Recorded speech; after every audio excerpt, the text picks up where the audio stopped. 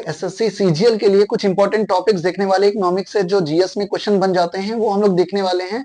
तो इकोनॉमिक्स का हम लोग 3 पार्ट्स देखेंगे। सबसे पहले इकोनॉमिक्स से स्टार्ट करेंगे तो 3 टाइप्स में बांटी गई इकोनॉमिक्स को। एक capitalist economy, socialist economy, mixed economy. इसको बोलते हैं पूंजीवादी, समाजवादी और मिश्रित अर्थशास्त्र। ठीक है, कैपिटलिस्ट, सोशलिस्ट और मिक्स्ड इकोनॉमी।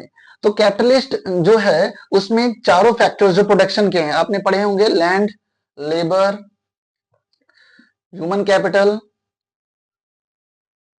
ह्यूमन रिसोर्स जिसे बोलते हैं, और फिक्स्ड कैपिटल।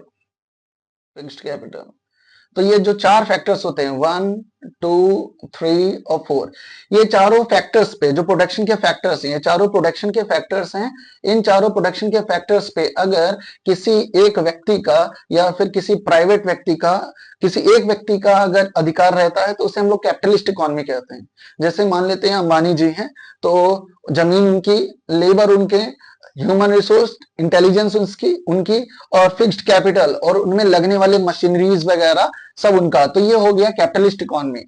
जैसे रिलायंस, तो ये कैपिटलिस्ट इकोनॉमी है क्योंकि सब कुछ उनका है। तो कैपिटलिस्ट इकोनॉमी का जो फंडा है, ये जो टर्म है वो लेके आए थे एडम स्मिथ। तो इसको हम जब क्वेश्चन में आता है तो बोला जाता है who is the father of economy, तो आपको बताना है एडम स्मिथ। और इन्होंने कैपिटलिस्ट इकोनॉमी का रूल दिया था और इन्होंने एक बुक लिखी है, उस बुक का नाम है वेल्थ ऑफ नेशन। और इस वेल्थ ऑफ नेशन ये जो बुक है वो 1776 में आई थी, तो ये भी याद रख लेना है आपको। और कैपिटलिस्ट इकोनॉमी सबसे ज्यादा आपको कंट्रीज में देखने को मिलती है, तो यूनाइटेड स्टेट्स ऑफ अमेरिका, जिसको हम लोग अमेरिका नॉर्मली बुलाते हैं, और सिंगापुर और चाइना, ये जो कंट्रीज हैं वो कैपिटलिस्ट इकोनॉमी को फॉलो करती हैं। मतलब कि यहाँ पर ज्यादातर चीजें प्राइवेट होती हैं। अब दूसरी बात करेंगे तो सोशलिस्ट इकोनॉमी। सोशलिस्ट इकोनॉमी समाज की भलाई के लिए होता है, तो इसलिए सामाजिक अर्थशास्त्र या सामाजिक अर्थव्यवस्था कह सकते हैं हम इसे। और इनको दिया था कार्ल मार्क्स ने। कार्ल मार्क्स का नाम सुना होगा, ये रशिया से रिलेटेड हैं। और यूएसएसआर जब पहले नहीं, जब यूएसएसआर बना तो अभी तो यूएसएसआर लिखा है मैंने पहले, अभी तो रशिया हो गया। 1991 में इसके 15 पार्ट्स हो गए थे। तो यूएसएसआर, वियतनाम और क्यूबा, यहाँ पर समाजवादी इकोनॉमी है, सोशलिस्ट इकोनॉमी है। मतलब समाज की भलाई के लिए, मतलब सरकार, हर चीज सरकारी है। यहाँ पर land, labour, human capital, human resource, fixed capital, ये सब सरकारी है। मतलब कोई एक प्राइवेट आदमी नहीं ओन करता है, इसको ओन करती है गवर्नमेंट। और गवर्नमेंट जब ओन करेगी तो लोगों की भलाई के लिए ज्यादा सोचेगी। अगर कोई कैपिटलिस्ट ओन करेगा तो अपने प्रॉफिट के लिए ज्यादा सोचेगा। तो ये जो इकोनॉमी है सोशलिस्ट इकोनॉमी, तो ये हो गई लोगों की भलाई के लिए, मतलब ये हो गई हम लोग के हिसाब से सरकारी, और ये हो गई प्राइवेट।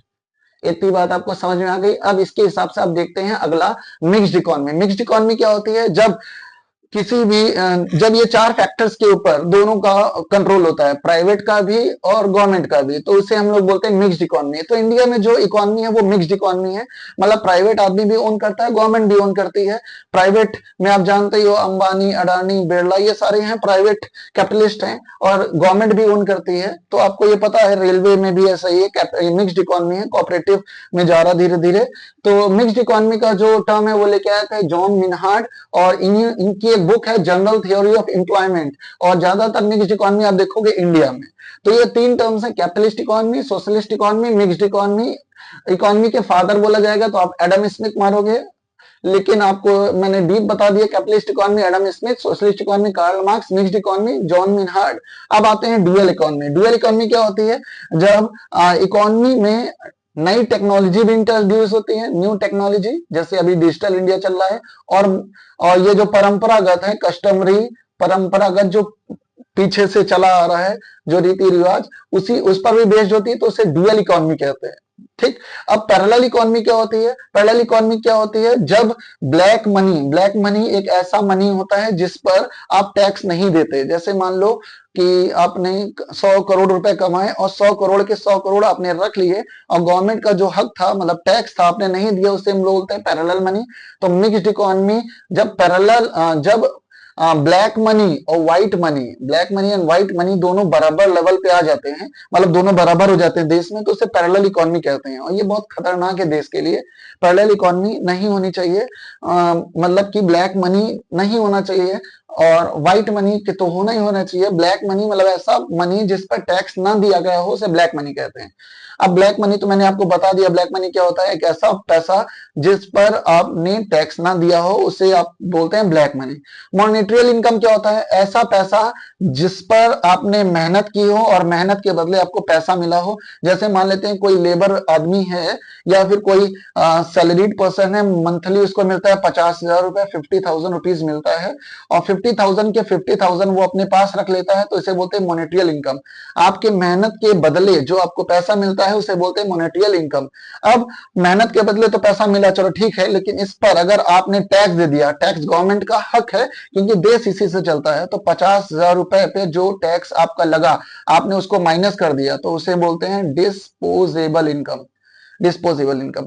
मॉनेटरी इनकम में अगर आप टैक्स हटा लेते हैं तो उसे बोलते हैं डिस्पोजेबल इनकम। अभी आपको ये समझ आ गया डिस्पोजेबल इनकम। अब रियल इनकम क्या होता है, ये रियल है इनकम।